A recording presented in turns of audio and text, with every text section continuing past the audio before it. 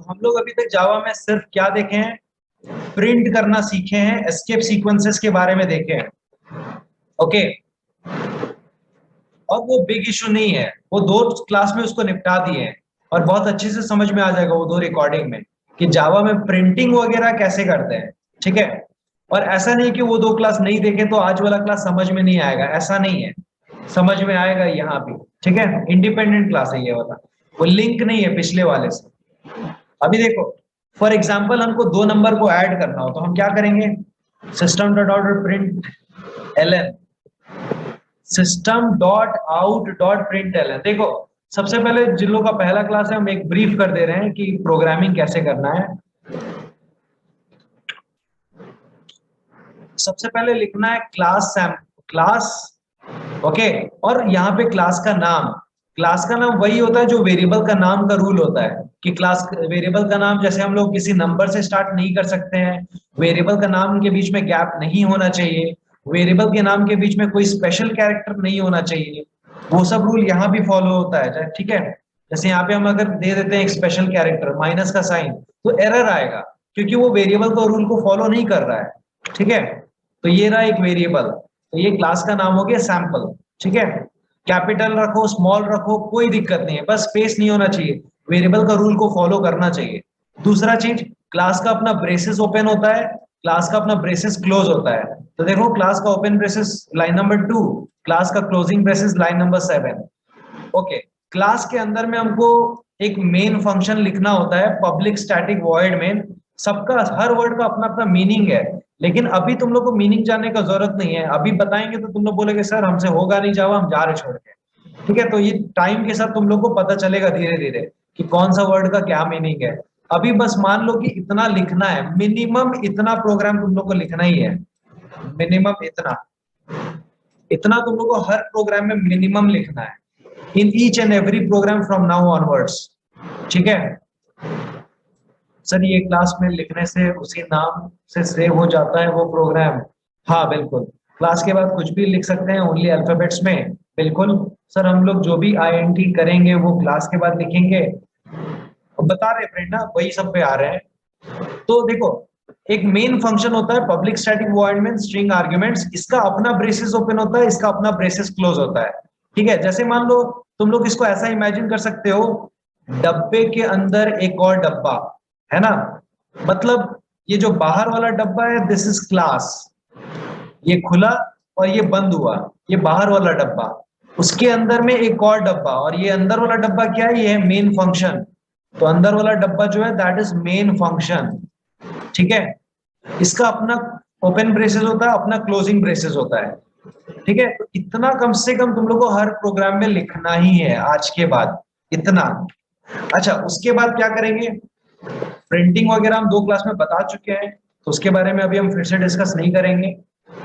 Sir, public static के अंदर print होता है ना सब कुछ? हाँ बिल्कुल, जो भी प्रोग्रामिंग अब हम लोग लिखने वाले हैं वो यहाँ पे लिखने वाले हैं, लाइन नंबर 5। और अगर और एक लाइन नहीं है, मल्टीपल लाइन है, तो इसी के अंदर ही लिखेंगे, इससे बाहर नहीं लिखेंगे। ठीक है, स्टैंडर्ड 9 में तुमको जो भी लिखना है public static void main function के अंदर ही लिखना है, इसके बाहर नहीं। लिखते तो हम लोग यहाँ पे भी है, लेकिन अभी नहीं, स्टैंडर्ड 10 में। अभी 9 में सिर्फ हम लोग को यहाँ पे लिखना है। ठीक है, उसके बाद कुछ जो जो हमको कैपिटल रखना है वो भी बता दे रहे हैं। स्ट्रिंग का S को कैपिटल रखना है ऑलवेज, ओके, और बाकी जितना ब्लू कलर है वो सब स्मॉल रहेगा, सब स्मॉल। ARGS को तुम लोग अपने मर्जी से कैपिटल स्मॉल कुछ भी लिख सकते हो, इवन अपना नाम भी लिख सकते हो, कोई इश्यू नहीं है। ठीक है, वो भी हम लिख के दिखाते हैं। देखो, जैसे यहाँ पे अगर हम लिखते हैं मान लो पुष्कर, तो कोई दिक्कत नहीं है, कोई प्रॉब्लम नहीं है। ठीक है, जनरली बुक्स में तुम लोग को ये ARGS देखने को मिलेगा, जिसका फुल फॉर्म होता है आर्ग्यूमेंट्स। ठीक है सर, ये public static void main C++ का वॉइड मेन लग रहा है, केवल पब्लिक स्टैटिक एक्स्ट्रा है। हाँ बिल्कुल बिल्कुल। उसके बाद देखो, इसका अपना ब्रेसेस नहीं सॉरी ब्रैकेट ओपन होता है, क्लोज होता है, स्क्वायर ब्रैकेट ये देना है, मैंडेटरी है। यहाँ पे सेमीकोलन नहीं देना है, यहाँ पे सेमीकोलन नहीं देना है, और ब्रेसेस के साथ कभी भी सेमीकोलन नहीं होता है, नेवर। ठीक है, उसके बाद ये जो मेन फंक्शन के अंदर में हम जो कुछ भी लिखेंगे सबके लास्ट में सेमीकोलन देंगे। जिस तरह से इंग्लिश लैंग्वेज में हर एक सेंटेंस के लास्ट में फुल स्टॉप होता है जो बताता है कि कोई सेंटेंस कहाँ पे खत्म हो रहा है, उसी तरीके से मेन फंक्शन जावा प्रोग्राम में मेन फंक्शन के अंदर में जो कुछ भी लिखेंगे सबके लास्ट में सेमीकोलन होगा, एक्सेप्ट एक्सेप्ट सम, कुछ कुछ के अलावा। ठीक है, तो वो कुछ कुछ क्या क्या होगा वो हम टाइम के साथ बताते चलेंगे। क्या बोल रही हो Christy? String can also be written as INT और कैर। अभी तक तो हम ऐसा किए नहीं है, एक काम करते हैं तुम्हारी बात को मान लेते हैं थोड़ा सा। ठीक है, yes you can. Okay, actually में इसका मीनिंग कमांड लाइन से होता है। देखो कैर भी यहाँ पे लिख सकते हैं, इसका एक्चुअल जो सिग्निफिकेंस होता है इसके अंदर जो भी लिखते हैं, इसको नहीं भी लिखोगे ना तो भी ये काम करेगा, कोई इश्यू नहीं है। लेकिन बुक्स में तुम लोग को हर प्रोग्राम में ये दिखेगा स्ट्रिंग आर्ग्यूमेंट्स। ठीक है, और स्ट्रिंग ही इसको क्यों रखा गया है उसके पीछे भी एक रीजन है, वो रीजन अभी हम तुम लोग को नहीं बताएंगे। ठीक है, उसका कुछ और रीजन है, वो तुम लोग के काम कभी नहीं आएगा, स्टैंडर्ड 12 तक नहीं आएगा ये वाला। ठीक है, सर 9 में जावा में लूप्स भी देगा क्या? हाँ सब कुछ है प्रेरणा, शेड में जितना पढ़ी हो ना सब कुछ है यहाँ पे, बस जावा वाला वर्जन होगा। अभी तक तुम लोग सी प्लस प्लस वाला वर्जन देखे थे। ठीक है, सब कुछ एज इट इज है, तुमको लगेगा कि कुछ भी नया नहीं पढ़े, सब वही है, लगभग लगभग वैसा ही लगेगा सब कुछ।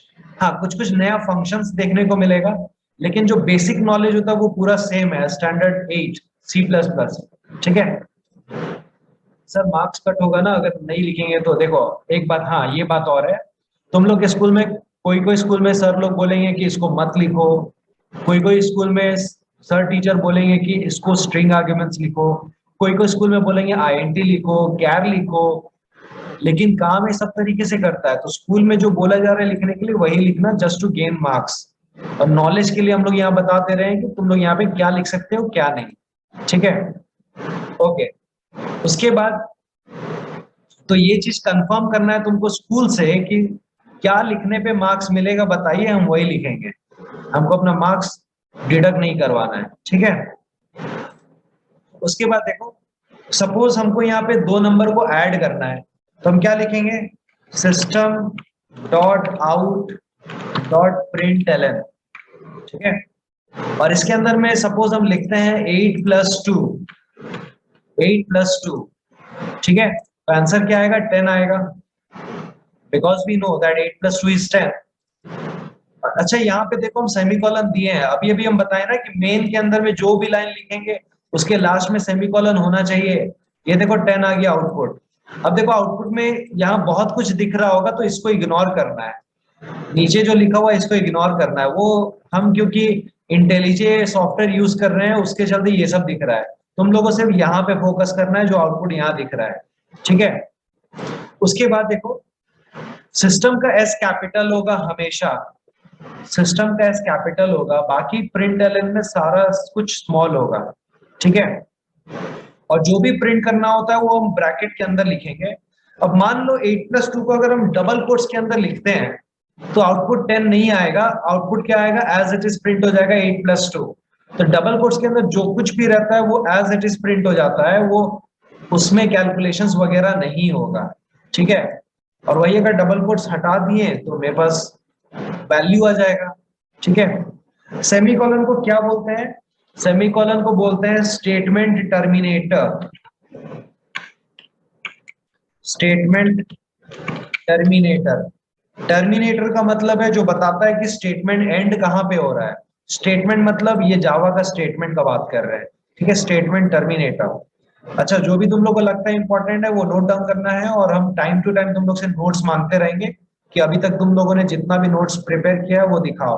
ठीक है, तो तुम लोग अपना खुद का नोट्स बनाओगे, personalize notes, so that exam time तुम लोग को परेशानी ना हो। इतना रिकॉर्डिंग कौन देखेगा? एग्जाम से पहले तक तुम लोग का करीब 50-60 रिकॉर्डिंग हो जाएगा, तो रिकॉर्डिंग कौन देखेगा बार बार? एक रिकॉर्डिंग 40 मिनट इंटू 2 स्पीड करके देखोगे तो भी बहुत टाइम लगेगा।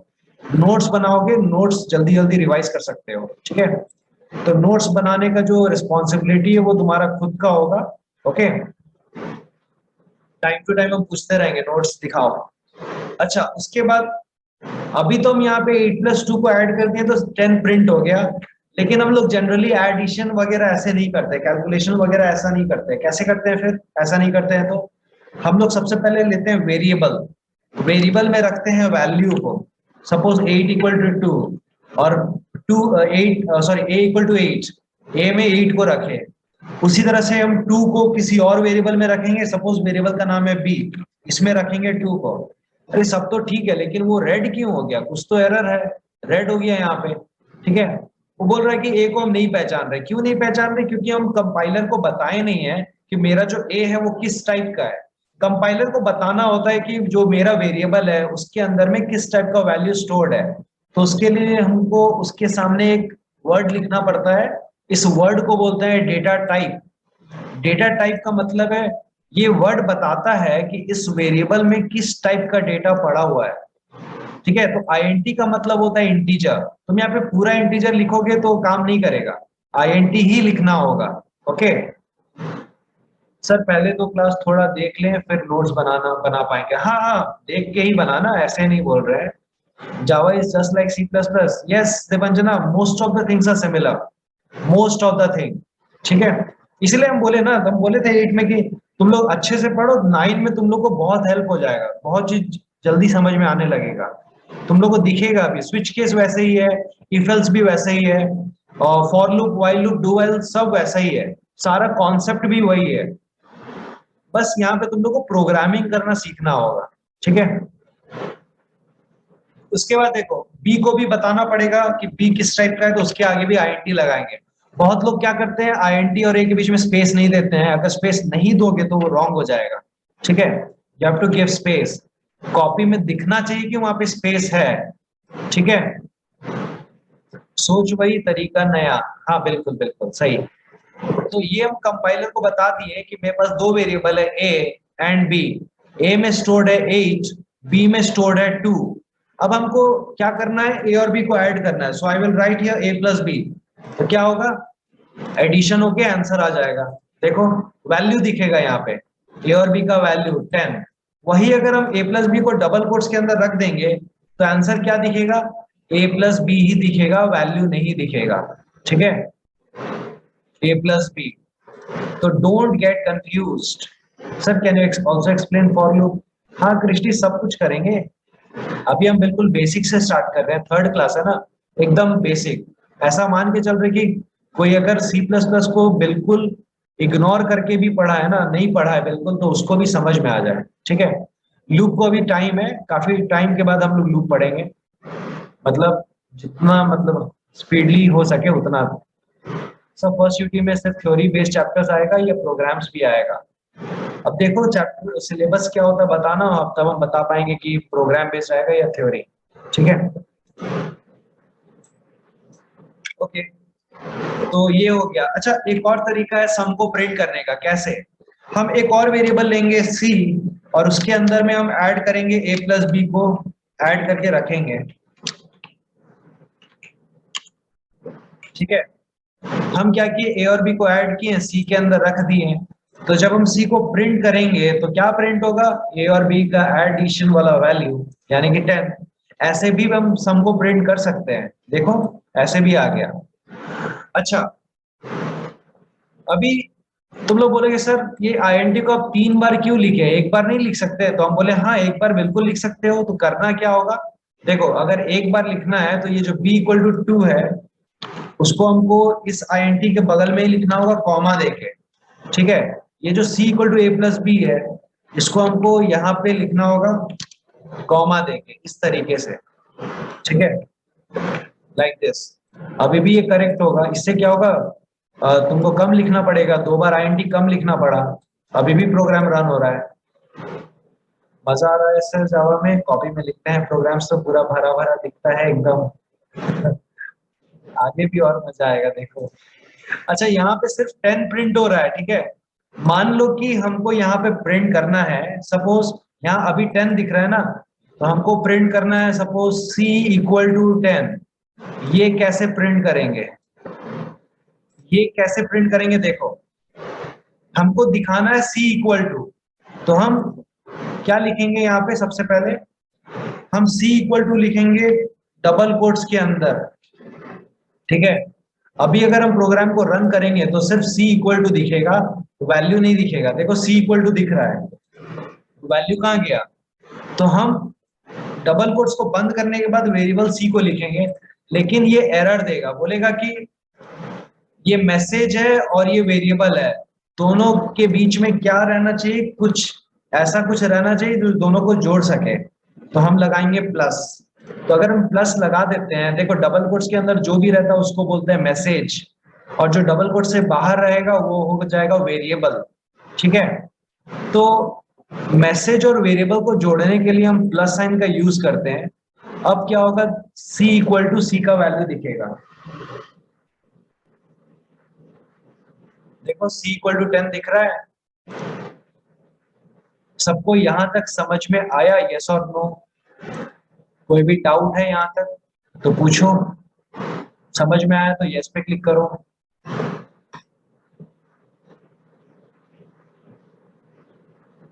सर प्रोग्राम्स कॉपी में लिख लें, स्क्रीनशॉट ले लो, बाद में लिख लेना, लेकिन लिखना जरूर। Yes Adarsh, you are correct. Adarsh तुमको तो पहले से आता था ये, हर बार प्लस ही यूज करेंगे सर, बिल्कुल। सर जावा में मतलब ये डबल एंगुलर ब्रैकेट रिप्लेस होके प्लस हो गया। प्रेरणा बोल सकती हो, यस यू कैन। बढ़िया, तुम रिलेट कर करके पढ़ रही हो ना, अच्छा है ये भी। हानिया अंडरस्टूड, यस और नो? क्रिस्टी, अच्छा क्रिस्टी मैसेज में यस आया है, ठीक है। अनिकेत समझ में आया यहाँ तक? ओके। अभी हम बता तुम लोग को रियलिटी बता रहे हैं। अभी जो स्टैंडर्ड 10 में 11 में 12 में जो आ रहे हैं ना, जो मतलब ढंग से नहीं पढ़े हैं, बेसिक्स 9 में होता है, ठीक है, जावा का। जो ढंग से बेसिक्स नहीं पढ़े हैं उन लोग का एकदम कॉन्सेप्ट क्या, वो लोग एक बेसिक सा प्रोग्राम भी ठीक से नहीं लिख पाते हैं। सेमी कॉलन मिस हो गया, कॉमा मिस हो गया, कैपिटल को स्मॉल, स्मॉल को कैपिटल, कहाँ गैप देना है, कहाँ गैप नहीं देना है, बहुत दिक्कत है, बहुत सारा। तो हम थोड़ा स्लो अभी शुरू में है, बिकॉज हम चाहते कि तुम लोग में से एक का भी बेसिक कमजोर ना हो। एटलीस्ट तुम लोग बेसिक प्रोग्राम को कॉन्फिडेंस के साथ लिख पाओ, इसलिए हम थोड़ा स्लो चल रहे हैं अभी। टाइम के साथ हम स्पीड लेंगे, ठीक है। अच्छा, तो ये तो मेरे पास सम आ गया। अच्छा, यहाँ पे देखो, प्रोग्राम को जितना बार भी रन कर दे, प्रोग्राम को जितना बार भी रन कर दे, हमेशा आंसर 10 ही आएगा। ये तो मजा नहीं आ रहा ना। हम चाहेंगे कि हम जो दो नंबर को ऐड करना चाहें, हम उन दोनों नंबर को कंप्यूटर को देंगे और कंप्यूटर उन दोनों नंबर का सम बताएगा, तो ज्यादा बेटर होगा वो। अभी हम प्रोग्राम को जितना बार रन करा दें, आंसर हमेशा 10 आएगा। तुम बोलोगे सर तो क्या दिक्कत है, चेंज कर दीजिए ना, ए का वैल्यू बी का वैल्यू चेंज कर दीजिए। और बोले बात तो तुम्हारा सही है, ठीक है, इसको 18 और इसको 12 कर देते हैं, तो 30 आएगा क्या? हाँ 30 आएगा, डेफिनेटली आएगा। ये देखो c इक्वल टू 30, कोई दिक्कत नहीं है, ठीक है। तो तुम लोग क्या बोले कि सर अगर आपको कोई और दो नंबर का वैल्यू चाहिए, सम चाहिए, तो आप प्रोग्राम में चेंजेस कर दीजिए। लेकिन देखो इस वाले तरीके में प्रॉब्लम क्या है, हम लोग प्रोग्रामिंग क्यों सीख रहे हैं? सो दैट प्रोग्रामिंग का यूज करके हम एक सॉफ्टवेयर बनाएं, और उस सॉफ्टवेयर को हम जब देंगे, बेचेंगे, मार्केट में उतारेंगे अपने सॉफ्टवेयर को, तो वहां पे जिसने भी खरीदा है वो मेरे सॉफ्टवेयर को यूज कर पाए, ठीक है। अब मान लो कि तुमने एक कैलकुलेटर बनाया, ठीक है, और तुम जब कैलकुलेटर बनाओगे तो उसके सामने एक ऐप, जिसको भी तुम दोगे वो एक ऐप होगा, ऐप, मोबाइल ऐप। वो मोबाइल ऐप को ओपन करेगा, वहां पे वो जब सम को क्लिक करेगा तो सम में हमेशा 30 आएगा ऑलवेज, क्योंकि तुमने जो प्रोग्राम बनाया है उसमें तुमने 18 और 12 को स्टोर करके दे दिया है ना। तो हमेशा जब उस कैलकुलेटर में सम देखा जाएगा तो हमेशा 30 आएगा, जो कि गलत है। और जिसको भी तुम बेचे वो बोलेगा कैसा कैलकुलेटर बना के दियो भाई, बार बार सम 30 ही आ रहा है, ऐसा कैसे होगा? तो तुम बोलोगे सर वहां पे प्रोग्राम चेंज नहीं कर सकते? नहीं कर सकते। जब तुम सॉफ्टवेयर बना के देते हो तो प्रोग्रामिंग, कोडिंग तुम नहीं देख सकते हो। अगर ऐसा पॉसिबल होता कि तुम किसी भी सॉफ्टवेयर का कोड देख लो, तो तुम तो फिर जो नोटपैड हम लोग यूज करते हैं, जो भी ऐप हम लोग यूज करते हैं, जो पबजी वगैरह यूज गेम्स होता है, उन सबका कोडिंग तो हर कोई देख लेता, हर कोई देख के उसका कॉपी बना लेता। कॉपी बना के हर कोई अपना पबजी निकाल के भेजता, पबजी आदर्श, पबजी पुष्कर, है ना। लेकिन ऐसा नहीं होता है, तो क्या करना चाहिए फिर? तो उसका भी लिखने का एक तरीका होता है प्रोग्राम का, जहां पे कंप्यूटर हमसे खुद मांगेगा, कंप्यूटर हमसे खुद मांगेगा कि प्लीज आप 2 नंबर हमको बताइए, हम उन दोनों नंबर को ऐड करके आपको सम बताएंगे, ठीक है। तो वो कैसे करेंगे वो अभी देखो, अभी देखो यहाँ पे हम बता रहे हैं वो कैसे करेंगे। अच्छा, उससे पहले मतलब हम अभी इनपुट सिखाने वाले हैं, ओके, कि हम प्रोग्रामिंग में इनपुट कैसे करते हैं, ठीक है। उससे पहले हम जानना चाहेंगे, अपने स्कूल का तो हमको पता है टैगोर एकेडमी का, कि वहाँ पे क्या यूज होता है इनपुट करने के लिए। लेकिन जो दूसरे स्कूल्स हैं लाइक लोयला एंड केएसएमएस, क्या तुम लोगों ने अपने स्कूल का कंप्यूटर क्लासेस अटेंड किया है एक भी? यस और नो? तुम लोगों ने कंप्यूटर क्लासेस एक भी अटेंड किया? ओके, तो तो तुम लोग के कंप्यूटर क्लास में इनपुट हुआ है क्या? इनपुट वगैरह कराए हैं सर? वैल्यू को इनपुट करना करवाए हैं अब तक? नहीं, स्वर्णिम तुमसे नहीं पूछ रहे हैं, अदर स्कूल्स के बारे में पूछ रहे हैं। शायद नहीं कराए होंगे ना। ओके, तो ठीक है, तो हम सारा तरीका बताएंगे। अगर तुम्हारे स्कूल में कोई दूसरा तरीका होता है तो तुम लोग मुझे बता देना, ठीक है, कि सर मेरे स्कूल में ये वाले तरीके से इनपुट कराया गया। यहाँ पर कौन लोयला और केएसएमएस के हैं? हैं आशीष, तुम्हारे कलीग्स। सर दूसरे स्कूल के स्टूडेंट्स को भी पढ़ाते हैं? बिल्कुल सर, हमारे क्लास में 8 तक जीडब्ल्यू बेसिक पढ़ाया गया है। अच्छा अच्छा, मतलब तुम्हारे लिए बिल्कुल नया है ना रुद्र? एकदम नया है ये। ओके, और कृष्टि तुम्हारे स्कूल में फंक्शंस का यूज करते हैं? Okay, no issue, no issue, कोई दिक्कत नहीं है, ऐसे सीख लो, वैसे भी हम बता देंगे। यहाँ पे मेन हम लोग को लॉजिक पे फोकस करना है। देखो, अगर हमको इनपुट लेना है तो हमको सबसे पहले क्या लिखना पड़ता है? Import Java dot util dot asterisk, ठीक है, ये लिखना पड़ता है।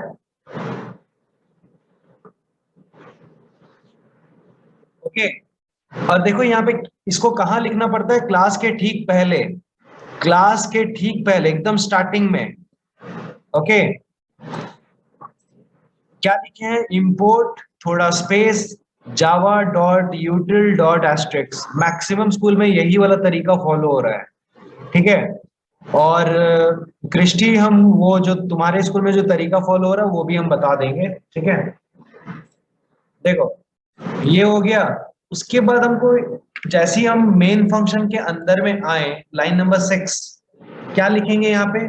Scanner SC equal to new scanner system dot in, ठीक है, ये लिखना पड़ता है। ओके, स्कैनर का S कैपिटल होगा, स्कैनर का S कैपिटल होगा, सिस्टम का S कैपिटल होगा। हाँ बेटा, टैगोर एकेडमी में इसी तरीके से होता है, ठीक है। हाँ आदेश, वो वाला एक और तरीका है, ये हम दूसरा तरीका बता रहे हैं जिसमें कम लिखना पड़े एग्जाम में, ठीक है। Scanner SC equal to new scanner, ये लिखना होता है। अच्छा, अभी हमको क्या किए, ये A में हम 18 को नहीं रखेंगे क्योंकि हम कंप्यूटर हमसे पूछेगा, B में हम 12 को नहीं रखेंगे क्योंकि हमसे कंप्यूटर पूछेगा। तो जब A और B में वैल्यू ही नहीं है तो फिर हम A प्लस B क्या कर रहे हैं?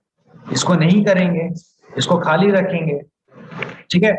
ये जो लाइन है, लाइन नंबर 8, इसको बोलते हैं वेरिएबल डिक्लेरेशन। कंपाइलर को बताना कि मेरा जो वेरिएबल है वो किस टाइप का है, कंपाइलर को बताना कि मेरा जो वेरिएबल्स है वो किस टाइप का है। This is known as variable declaration, ठीक है। स्कैनर क्यों लिए हैं सर, इसका फंक्शन क्या होता है? प्रेरणा अभी मत जानो, वो सब अभी समझ में नहीं आएगा। अभी सिर्फ क्या करो, इसको मान के चलो कि ये लिखना होता है, धीरे धीरे समझ में आएगा सब कुछ, ठीक है। इसको मान लो कि इसको लिखना ही पड़ता है ये इनपुट करने के लिए। अच्छा, उसके बाद हम क्या करेंगे? उसके बाद एक मैसेज प्रिंट करेंगे। हमको आउटपुट में यहाँ पे दिखना चाहिए ना, एंटर फर्स्ट नंबर, तो हम यहाँ पे लिखेंगे डबल कोट्स के अंदर में एंटर फर्स्ट नंबर, ठीक है। ये लिखने के बाद हम क्या करेंगे, लिखेंगे a इक्वल टू, पहला नंबर किस में जाएगा, वेरिएबल a में जाएगा, तो इसमें लिखेंगे sc डॉट नेक्स्ट int, ठीक है। तो पहला नंबर कहाँ गया, a के अंदर गया। देखो एक नंबर इनपुट करने के लिए हमको ये दो लाइन लिखना पड़ेगा, ठीक है। तो हमको तो ये काम b के लिए भी करना है, तो हम क्या करेंगे, इन दोनों लाइन को कॉपी करके दोबारा पेस्ट कर दिए, मैसेज को थोड़ा सा बदल देंगे, एंटर सेकेंड नंबर, और यहाँ पे वेरिएबल को बदल के बी कर देंगे। तो क्या होगा, पहला वाला जो वैल्यू होगा वो ए के अंदर आएगा, दूसरा वाला जो वैल्यू होगा वो बी के अंदर आएगा, ठीक है। सर लाइन 7 एम्प्टी रहेगा, प्रेरणा वो हम जानबूझ के स्किप किए हैं सो दैट प्रोग्राम थोड़ा सा रीडेबल लगे, सही लगे, थोड़ा दूर दूर रहता तो अच्छा लगता है ना, इसलिए। सर अब डेस्कटॉप पे हैं, कीबोर्ड का खटखट सुनाई दे रहा है, नहीं एक्सटर्नल कीबोर्ड है अलग, मतलब ये C++ का सीन है। हाँ हाँ बिल्कुल, ये C++ का सीन ही है, ये लगता है जावा में लिखना ज्यादा पड़ेगा C++ से, हाँ थोड़ा सा थोड़ा सा। उसके बाद देखो ये दो नंबर हम इनपुट करवा दिए, ओके। उसके बाद हमको क्या करना है, दोनों को ऐड करके सी में स्टोर करना है, तो हम लिखेंगे C equal to A plus B. अब तुम बोलोगे सर ये तो ठीक है, लेकिन आप यहाँ पे आईएनटी नहीं लगाए हैं, क्योंकि हम आईएनटी में उसको पहली बता दिए कंपाइलर को लाइन नंबर 8 में कि मेरा जो सी है वो इंटीजर टाइप का है, तो बार बार नहीं बताना है। बार बार अगर बताओगे ना तो वो एरर देगा, बोलेगा मल्टीपल डिक्लेरेशन।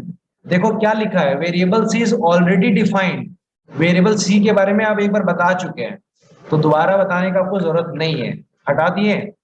अच्छा उसके बाद हम क्या करेंगे, सी को प्रिंट कर दिए। अब देखो जब हम प्रोग्राम को रन करेंगे तो कंपाइलर हमसे खुद पूछेगा एंटर फर्स्ट नंबर, एकदम इज्जत के साथ पूछ रहा है, एंटर फर्स्ट नंबर, हम बोले 50, जैसे हम 50 टाइप करके एंटर प्रेस करेंगे तो 50 चला जाएगा ए के अंदर में, ठीक है। तो कंप्यूटर का मेमोरी में दो वेरिएबल है, एक है ए और दूसरा है बी, दोनों स्टार्टिंग में खाली है। जैसे हम 50 लिखें और एंटर को प्रेस किए तो 50 चला जाएगा ए के अंदर में, इस तरीके से, ठीक है। देखो एंटर प्रेस किए तो वो पूछ रहा है एंटर सेकेंड नंबर, तो मान लो हम सेकेंड नंबर दिए 30, ठीक है। तो दूसरा नंबर कहाँ चला गया, बी के अंदर में, दूसरा नंबर बी के अंदर में चला गया, पहला नंबर ए के अंदर में, दूसरा नंबर बी के अंदर में, ओके। अच्छा एक और वेरिएबल है मेरे पास सी, ठीक है।